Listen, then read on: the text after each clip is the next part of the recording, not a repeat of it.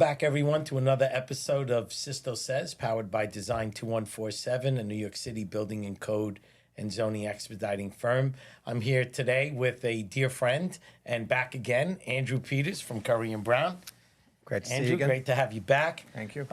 It's good to have you back in person because I quote you every week in all of our shows. So you became part of the staple of the show. Fast forward, we're here again.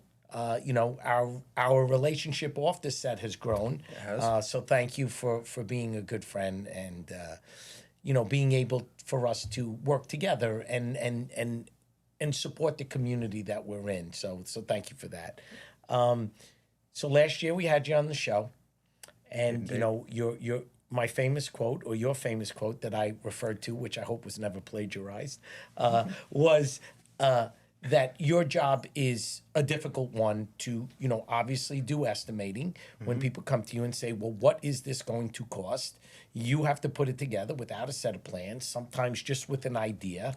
And you have to take into account escalation and different things. So, to start right off the bat, we're gonna take you right to the mat. Right. And in 2023, before you came on the show, a lot of our industry was talking about, construction costs are going to be 10 to 12% higher. You came out boldly and confidently and said, I think it's going to be between 4 and 6%. So the first question is, so 2023 finished. We're into 2024. So what happened in 2023? How do we do?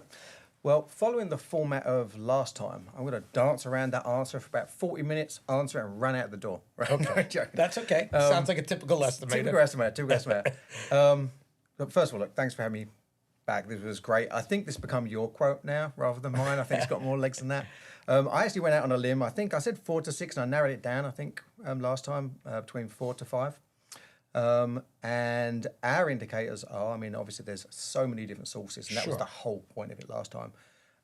I've actually, again, as I said last time, just caveat, I talk to a lot of people in the industry, and there's a lot of competing opinions. If you take the tri-state in, it changes, but generally within New York, we feel at Currie Brown, and a couple of other colleagues that I've spoken to from the CMs, we hit it right in the middle of that. It was like 4.7. Yeah, that's from the estimators that I talked to at some of the larger firms. They were indicating the same. Yeah, which is a lot of pressure because it sounds like I know what I'm talking about. And I think I spent 30 minutes last time talking about how there's no absolutes in the world of estimating. That's why it's called an estimate. Yeah, exactly. But at the same time, you play such a vital role. Many years ago, a developer once told me that everything for them was a no-brainer, right? And why was it a no-brainer? They would buy a piece of property, they had a value in it, they do this, they do that, they estimate what it was going to cost, and there was so much profit in the asset that it was easy to make the decisions. Today, what we're finding is, when we go in and they have an idea before they even approach you and they say, I have a building that's 50,000 square feet, I want to do this. The first question they come to us is, well, can we do it? Right? And we help them to figure that out. But usually when we would answer it, they'd be like, okay, we're ready to go. Now it's, okay, at least we know we could do it. Now we got to find out if we can afford to do it. Yep. So I think that the model over time has changed, even for you. We have a client that we're together with too, right? They're in the education world.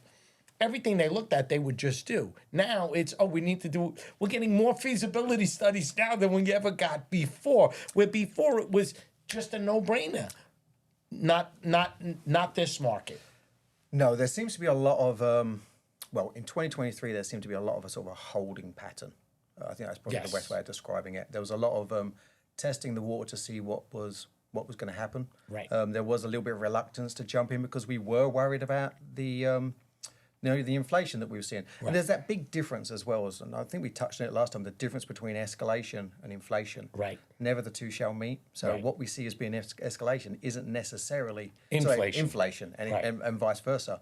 So, and you know from us hanging out, I'm a massive fan of an analogy. Yeah. And I know any one of my colleagues that's watching this is Well, going to we be all rolling, do, because be it's rolling easy their for eyes. us Yeah. to relate to it. And if you was to think of escalation as being, inflation as being more like the ingredients, Right. okay, and escalation's kind of the outcome, right? Right. So, I have children. Take it back to birthday party. You've got the right kids. You've got the right present. You've got the right ice cream cake. You got everything. That's all the ingredients, right? It's the kids smiling, Right. That's the right? outcome. And that's the outcome, right? But all those other factors, there's always that other little factor in there. What happened? What's been going on that day? How are they feeling? What's going on, right? Did And their that's brother take the fork just before they were ready to have a Who blew the meltdown? candles out? Did they blow the candles out? How did that go? Like, did you block off the candles? And that's our world. And that is that capturing lightning. There's a term I've used in the past, and that's the art and the science. That's where that's where they intersect. So it's also looking at all those different ingredients, looking at what that does. But here's another way of saying it. Inflation is probably more finite because it's tangible. You can actually measure it. Escalation is a little bit more subjective because it's how you react to all of the those finite pieces. components. Right. And I mean, look, we've had this discussion, like you never touch on politics in podcasts and those types of things, but to touch on it slightly, not on any particular side, but we are in a year where there will be potential administration change. Right. Okay? So it's volatile. And that creates a certain level of volatility. What we've seen with regards to inflation, and it has been coming back down, but there's also a reluctance for costs to drop because you want to try and make up to a certain extent. If Sure. you're making hay and the sun's shining, you want to kind of try and continue that as long as you can. I got together with an old friend, and he's been in the construction world for probably close to 40 years. Right. And we had lunch together. So he's a young guy. Yeah, he's younger than Younger. he's a little bit older than me, and it was really an interesting conversation. So I said to him, "So where are you?" He says, "Well, I don't want to give out the info, but he goes, I'm on a job uptown in Manhattan." And he said, "I said, oh, that's a great project." He goes, "Well, it is until you know that you're going to lose money before you start it." So I said, "Well, what do you mean?" Like I couldn't wrap my head around I it. didn't comprehend that. He goes, "Well, it's a $30 million project. It's a renovation, and they gave us the job. And as soon as they gave us the job, they postponed it. So during the postponement, we sat tight because we weren't going to go and buy all the subs because we weren't sure the job would go forward. Well, we signed the contract, job is postponed, and next thing you know, we go back to all of our subs, and 50% of the subs said, we can't do the job for that price. No. So before they put a shovel in the ground, I quote, won't say his name, but his boss came to him and said, "We're sending you to this job. I know you don't want to do this job, but we need you to go there and do a great job and not have us lose more than $1 million." And I was taken back by that. And that one little piece of ingredient changed the dynamics of the entire project. And as he said, it was our own fault because at some point in that project, the contract should have talked about if there are delays. Absolutely. But again, they're not a private developer. Yep. They're the government. Yep. And the government says, this is the way we do business, take it or leave it. Yep. And they rolled the dice, they needed the work, and they basically, before they put a shovel in the ground, they knew they were doomed. So again, wasn't the estimator's fault. It wasn't. Hey, look, there's There's make unforeseen commercial things that happen. Absolutely. And when we go through these things, right, Andrew, you and I always talk about, where's the next job? What are we hearing? We were on a couple of jobs together that we all bid. There was there was 10 expediters, there was 5 estimating companies, and every time they came back, they said, cut your price, till finally we all were like, that's it. Yep. That's it, we're done. We're done, and you included. Yep. Because at some point you cannot, in any industry, we know what our fixed costs are. We estimate how much time we're gonna spend. You and I, we gotta guess. Yeah. Your business is no different than mine. We don't work per hour. They want a lump sum. Okay, Andrew, how much is it gonna cost? You say it's X, and then you go back and say, okay, well, I got 20 full weeks of one person to do this job. Can they do it? And the answer usually is yes. But if that client changes and moves the goalposts a little bit, we get killed. Yeah, I mean, commercially, from our, like, it's the same thing commercially for everyone. You have to make a little bit of a judgment call. So there should be process and procedures that you put in place, like the example you gave your friend there. Like when you get a bid, normally there's a time limit on the bids. That can't happen. Normally there's some escalation clause in there. But you can also certainly get to a point where you just say, this is what it is. Do you want it? And then you look at what you've got and you look at your backlog and you make a commercial decision. Right. What then starts to affect consultants to a certain extent, if that starts to permeate through the whole project, then you start to say, well, what have I got to deal with? And are people putting their best foot forward, or are they just paying it lip service because they know it's a loss and they're not going to put their best people on the job? And then do we end up picking the slack? And that is a big problem. Absolutely. You know, and I always say that, you know, as a small business with, 50 people,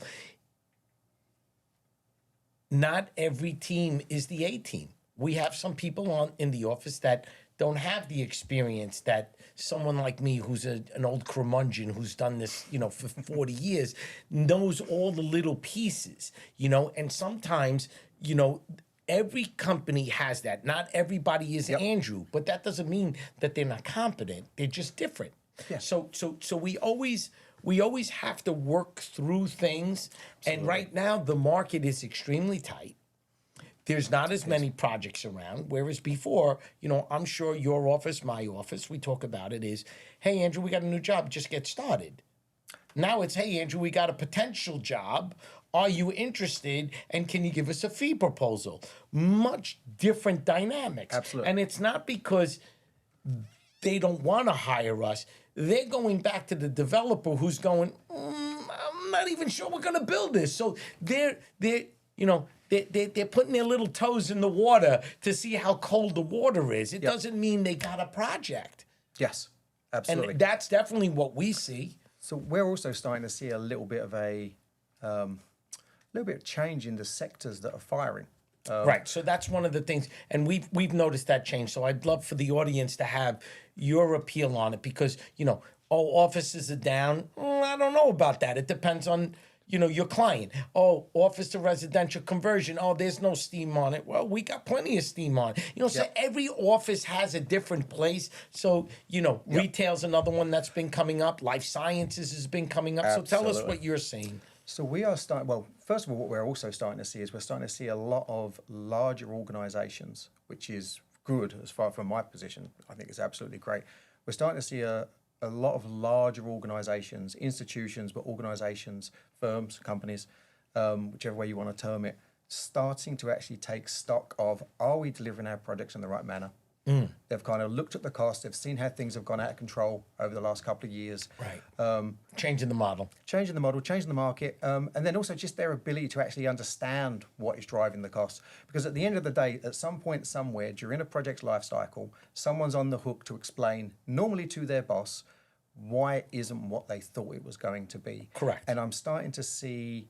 Are we above the line or below the line? Yeah, exactly. And I'm starting to see a lot more focus on that, particularly on the very early stage budgeting, ROM estimating, just looking and testing, and then also looking at, well, what can we learn from this and how do we use that to inform ourselves moving forward on our other projects?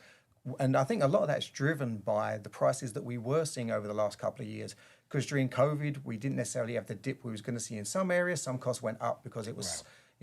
on one hand, you had less labor. On the other hand, you had people that did want to work. Right. But then you also had, we've now got COVID protocols in there for distance in there. So it was like, it's going to get more expensive. It's going to get less expensive. Right. Where was it going to be?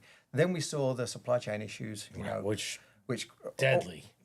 chaos for us from a benchmarking perspective. Sure, because you don't know whether you're paying $60 for a piece of plywood or 120 So what are we benchmarking against? Last year?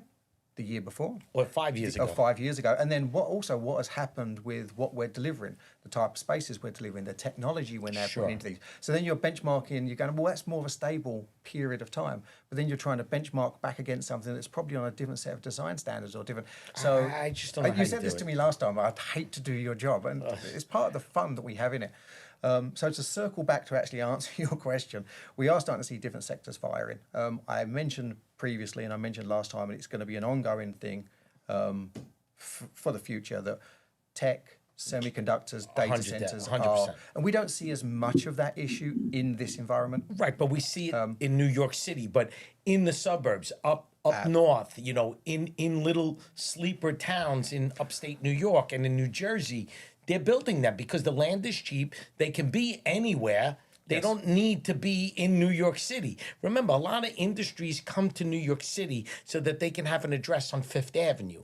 A lot of people come in the hotel world to New York City because it gets so many tourists. Yep. But if you're in the semiconductor world or you're in the cloud storage business, you could be in the not the middle same of environment. Right. Exactly. Doesn't matter. As long as we can get power, Yep. you just need power. Now, the issue that starts to occur in those scenarios is when you do have those types of facilities within, use them spitting distance of a major city population, such as this, because that then will be a draw on. And then for what you people start to to do, work they there. will pay people to work there. They want to bring the best. So they people, can't the be best really in the middle of nowhere, but they can be outside of Albany. They could be outside of a larger city in upstate New York. around DC, Virginia, massive at the moment. Upstate Richmond. New York. I mean, upstate New York, we've been talking about semiconductors and what's going on in upstate New York and the investment. That's not a secret. I mean, it's on the New York Gov website that there's $100 billion potential investment in upstate New York. And what over the course of 20 years, but what will that actually do? Well, you know, to that area. One of the shows earlier that I did a solo podcast for the first time today, and one of the areas that I hit was how the state and the city partner up with developers, and how important that is. Yep. And I, you know, in the business for, you know, going on my 38th year this year, it's incredible to me that I didn't really understand the power of it until it wasn't here with the 421A, with other programs. So, you know, partnering with New York State to build distribution centers or to give tax incentives to build semiconductor plants, build, you know, car facilities around the country. You know, all of those things are enormous in our world. Huge. It's small subtleties as to what affects our industry that you don't, it's not in your day-to-day line of sight. Right. And then when it disappears, you suddenly go, well, what's happened there? Right. Well, life science is a big one. You know, Mayor Adams is talking about, you know, the city of yes. He's considered the east side of Manhattan in an area as he wants it to be the hub of life sciences throughout the world. And what better place than New York City? It's you know, a person quoted me the other day that New York City is Rome hundreds of years ago. It was the epicenter of everything happening. And then, you know, Greece was the same way. So there always is an epicenter of some place. And New York City does have that presence. And it's their job as government, and I say this openly, and I commend Mayor Adams for saying that it is what we need to do. And he can't do it by himself. No, you have to foster that environment. You got to foster. And same thing with, you know, we talked about the garment center being rezoned. We talk about the casinos. And it's not even, the word casino was never in the zoning resolution. It's here now. You know, all of these things have to happen. So again, even for you, okay, well, we're going to build a casino in, you know, Flushing. And someone comes to you and says, okay, Andrew, you know, you did casinos in Vegas. And you go, oh, my God, we don't have any history in New York City of what it costs.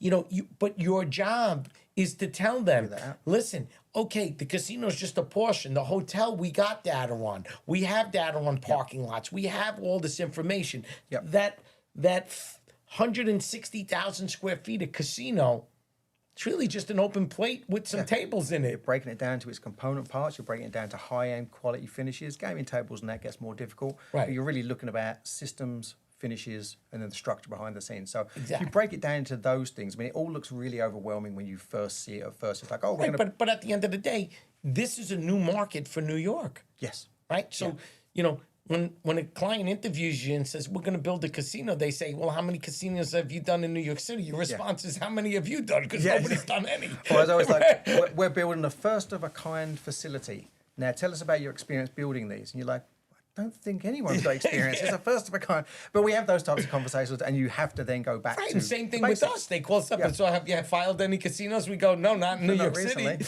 Right, but at the same time, you know, we're expanding our services. You know, we're in Westchester now. We're in Fairfield County. We're in, you know, Nassau and Suffolk. We're doing some stuff in New Jersey.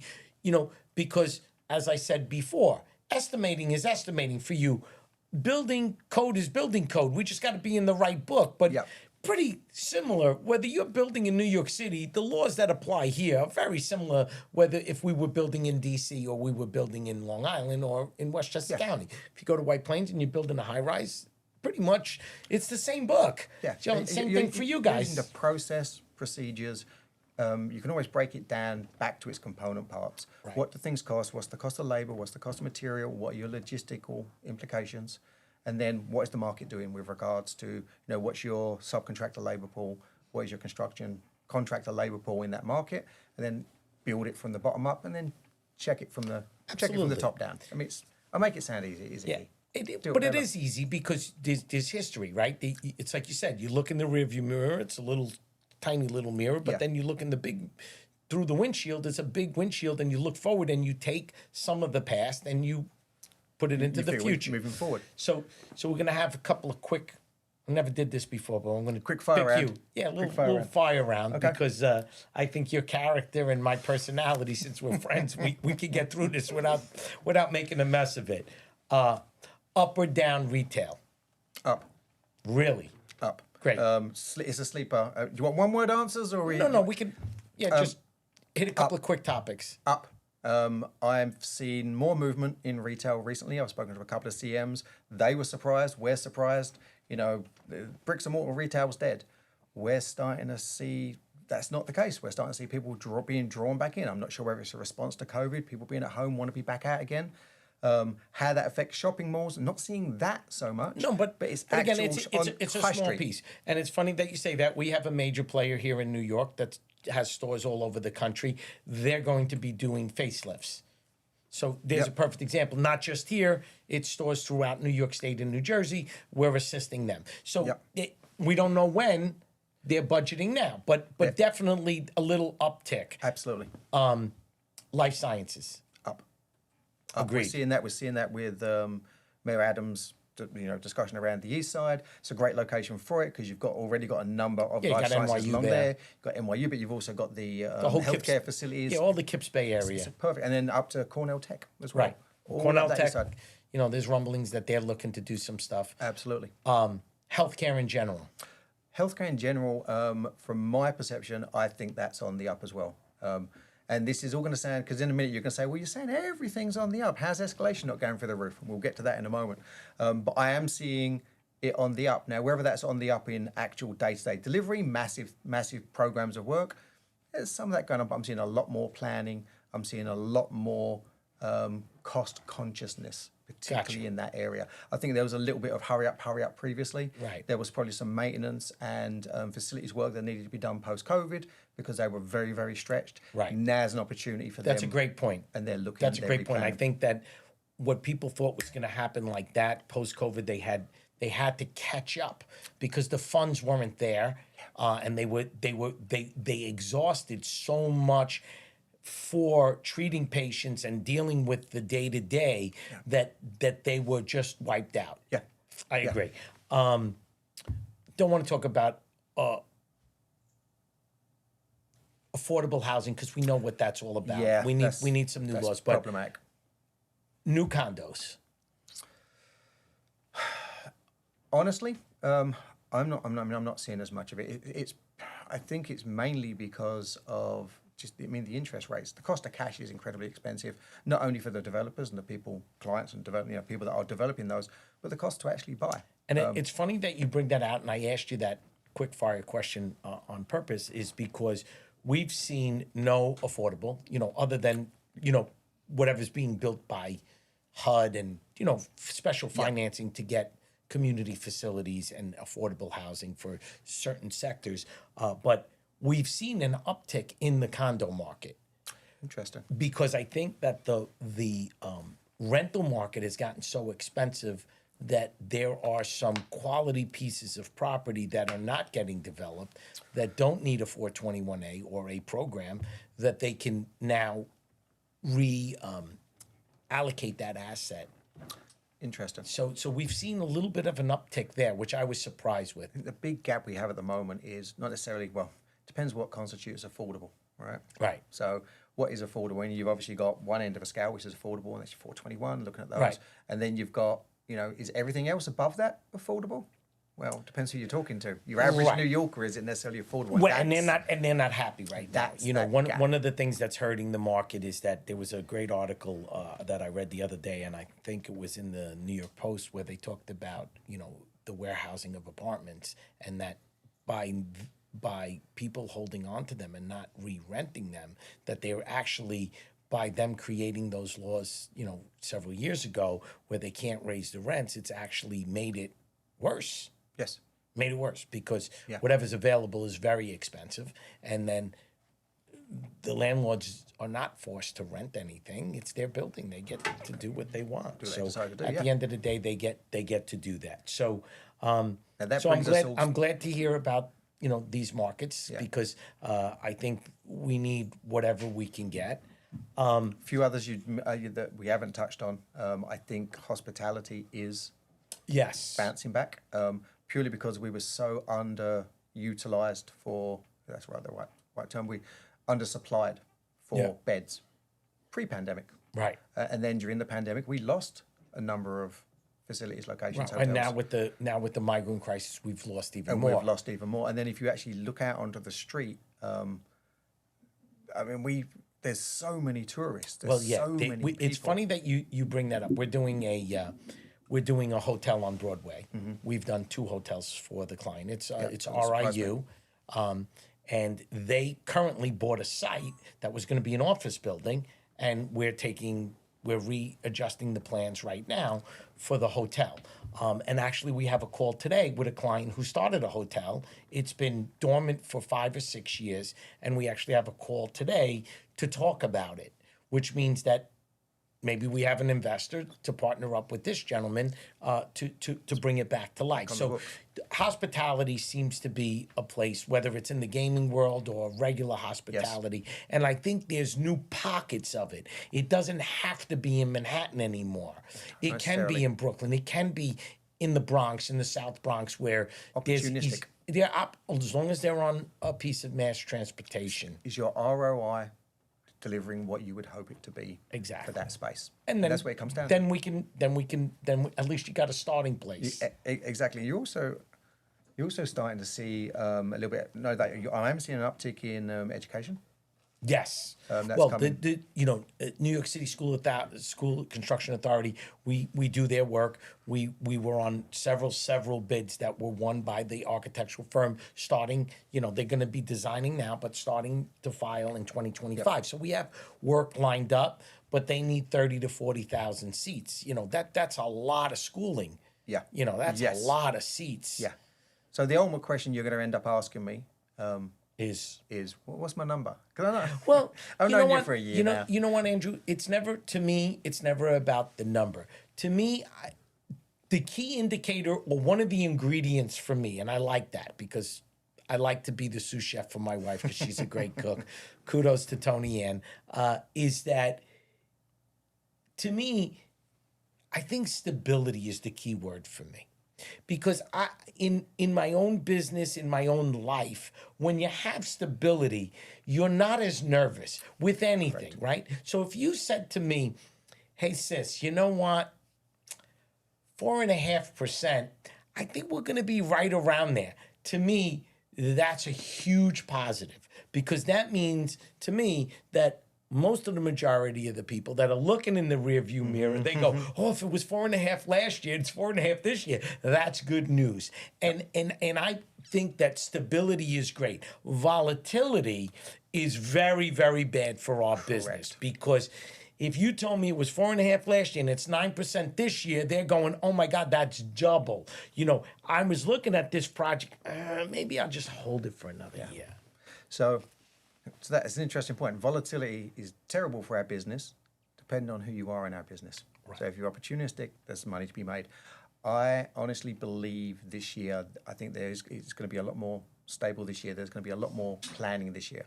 I mentioned on the podcast last time, and I think I said to you earlier, I had to listen to the podcast, because no one likes to listen or to see themselves. So I actually truly listened to it today to listen to what I actually said. So that you make sure I was on the right page. On message. And I did actually say, and it's something that I've been saying for years, and I actually did go off topic, and I actually used the word off topic. And I always said that I think that the residential market is a good indicator for where escalation is going. And when that peaks, it sucks the resources, escalation goes up.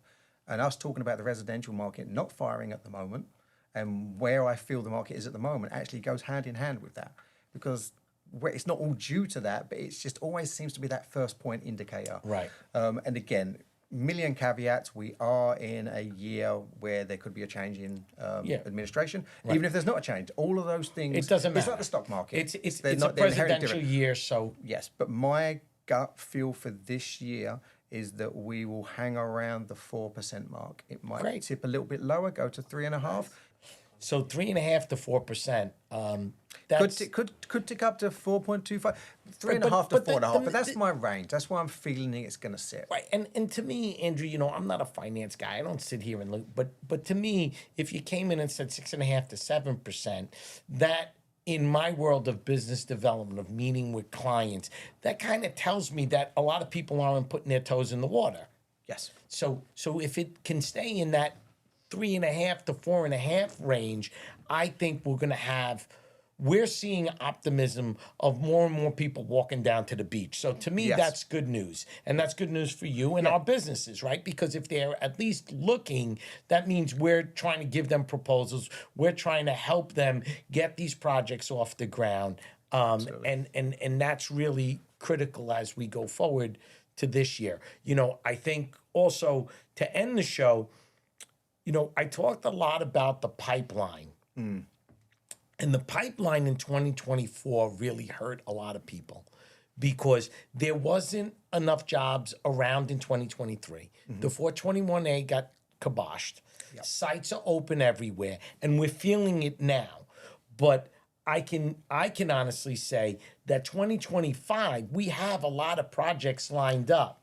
Absolutely. But they're not shoveling the ground yet. And that's part of what, when people come to us, "Well, are you busy?" We say yes and no. Yes, that we got stuff then, but we don't know if it's going to go. But 2024, the answer was no, we're just wrapping up what we had. And we didn't have a lot of work to fill in. So as people came in throughout the year, we're shooting our 40th show. Yep. There's a lot of people that said the same thing. We don't have it in the pipeline, but I think more and more people that we're meeting when we're out doing our BD stuff is that we talk about that 2025, there's a lot of stuff out there, but just didn't commence yet. Yeah, we're seeing that planning now. We're seeing some projects move forward, but we're starting to see, dare I say, that curiosity around. We've got a few years to catch up, and it's finding that timing so that you can hit the ground before escalation bounces back up again. We have some major projects, some major infrastructure projects, city, state, and federal government driven, balancing that with the economy with regards to getting the funding. Cost of cash. Yeah, cost of cash is very, very important. Yeah, but buoyant. I feel I feel like we have a good outlook for 24. The projects we're starting to see a lot more planning, a lot more focus on them. I've always said this And I felt like a think bit they've of a also filler become year. much more cost effective. Yes. This feels like They're a not filler as year. glamorous with everything. They're pulling back a little bit so that they can get the square footage numbers so that they can build what the school may need or what the hospital may need or what the tenant may need without being so lavish. You know, that's what we've, you know, everything that they come to us, they come back and go, okay, well, now we're going to value engineer it.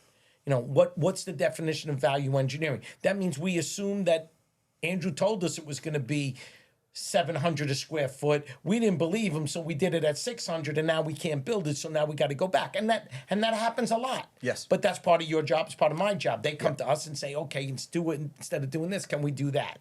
And we have to make sure it's code compliant. We got to make sure that they can do it. So, as always, Andrew, it's always a pleasure to have you. I consider you a dear friend. So for you to take time away from your daily routine and come in and talk to, you know, my audience is actually an honor for me and a pleasure. So you'll be back next year. Make sure you watch it before. Put it this way, I always just say this. If things do move, we track this constantly. If I do see that jump to 6%, you'll know, and I'll be asking to come back on in the next quarter. I love it. That's why we do it. There's always a seat for you here. Thanks for your time. Always a pleasure. Thank you, Andrew. Cheers.